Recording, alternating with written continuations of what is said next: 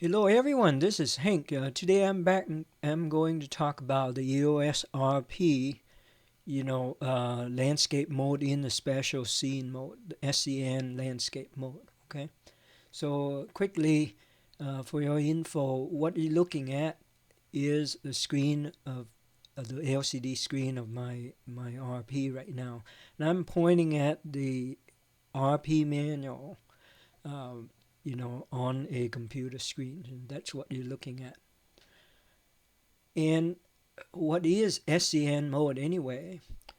Okay, SCN mode is basically a mode which is still fully automatic, except that it will gives you additional control, meaning that you can, depending on the kinds of shooting, like a landscape, a portrait, or whatever, you can choose that.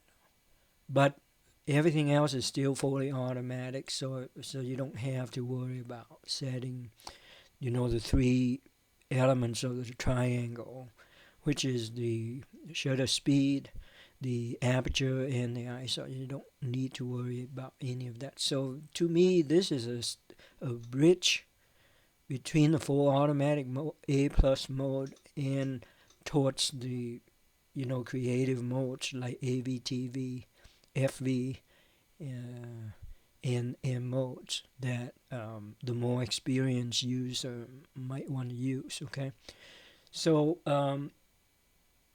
to get to it, right, on the mode dial of the RP, you just switch it to SCN. For example, right now I got A plus set, so I can just click it.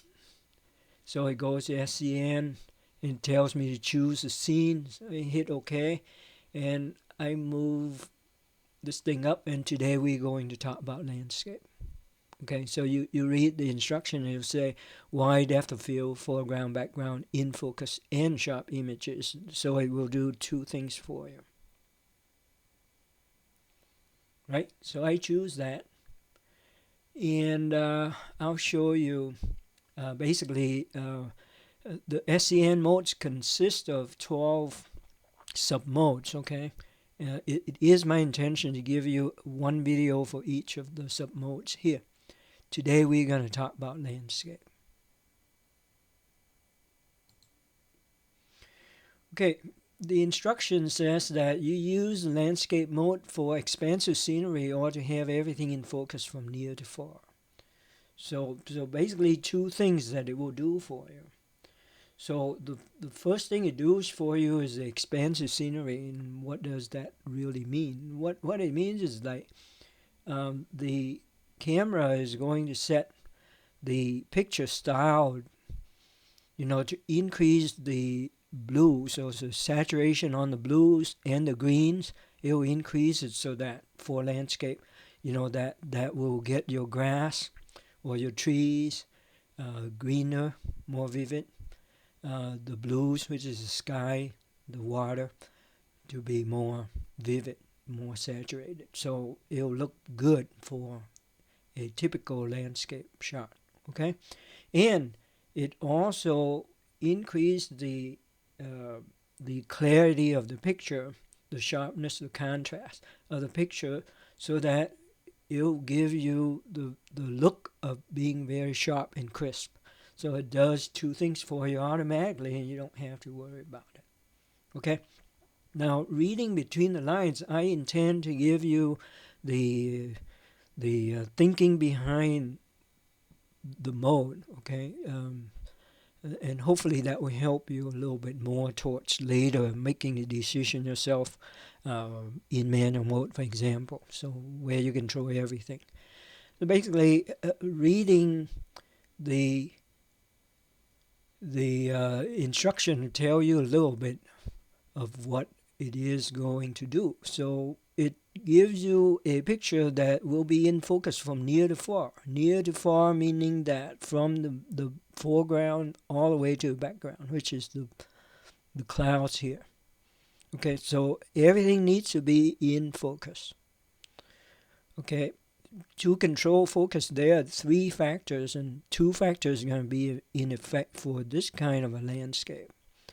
is that number one would be the aperture value. If you set a higher aperture value, you will get more focus, more depth of field, so that everything from near to far is going to be in focus for you by setting the aperture to like f8, f11, f16. Okay, even higher. But when you set beyond f16, you will suffer from sharpness problem due to diffraction error. And later you learn more about that. But okay, so you set aperture higher. That would be one thing that you would do for a landscape to get the near to far focus. Okay, the second factor, if you look at the shooting tips down here, set for zoom lens, you use wide angle end. What does that mean? If you have a zoom lens from 24 millimeter to 105, okay, so the wide angle end would be 24.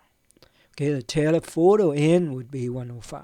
That's just what they meant by that. So because you get more depth of field, so more focus from near to far, if your focal length is smaller.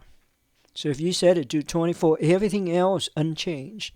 All you have to do is set it to 24 millimeter versus 105. And your depth of field is going to be a lot deeper for the wide angle end of it, which is 24 millimeter. So it suggests that for this kind of landscape SCN, you will help it out by setting the wide angle end if you have a zoom lens. Right? That's number one. And then the second one, it tells you shooting night scenes, okay? Shooting landscape SCN while hand holding the camera may cause camera shake.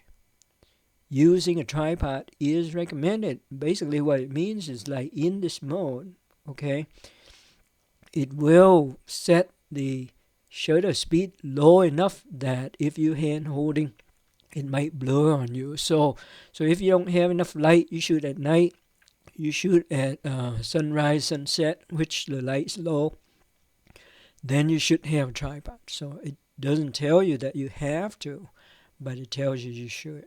So that's pretty important. Okay, so right now I already have it in the landscape SCN mode, right? And I'm going to simulate a landscape, even though, I'm not outside, I can't really do it for real, but this will do. So basically, all you have to do, this is full automatic, all you have to do is press the shutter button halfway to focus and then press the button to take a picture, right? So, but here's reading behind the scene again. So if you press the shutter button halfway and hold it down, or if you let it go, you have 8 seconds.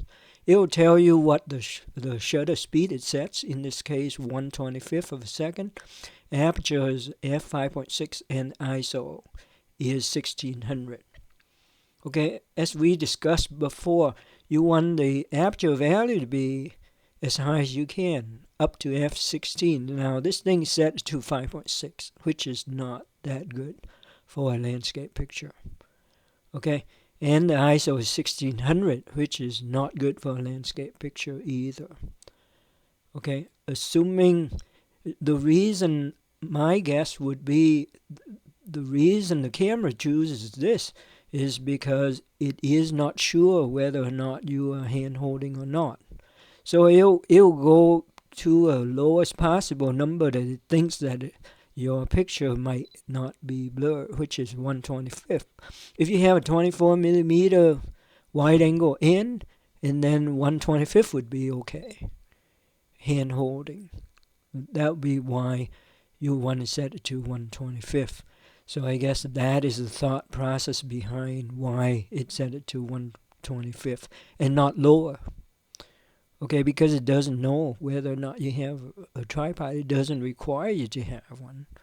Okay, now f5.6 is a compromise because the ISO is already too high, 1600. Now here's basically a thought process of a landscape photographer that use manual. if I were to take this picture, what I want to do is first I'm going to set it to f16 or f11. Okay, and I set my ISO to 100. And I always carry a tripod when I go take landscape picture, even during the day, because I want ISO to be 100, low noise. I want my f-stop to be really high, f16 for example. And then I don't really care about the speed, as long as I have a tripod, which is sturdy enough. And then it could be 2 seconds, 3 seconds, 5 seconds, 30 seconds. It doesn't really matter. Okay, but this is a compromise that it's doing because it doesn't know whether or not you have a tripod. So this is not too bad. Okay, so it does something in between that would help you. So with that, I would like to thank you very much. If you haven't, please subscribe and or give me a like. I will be much appreciated. Thank you.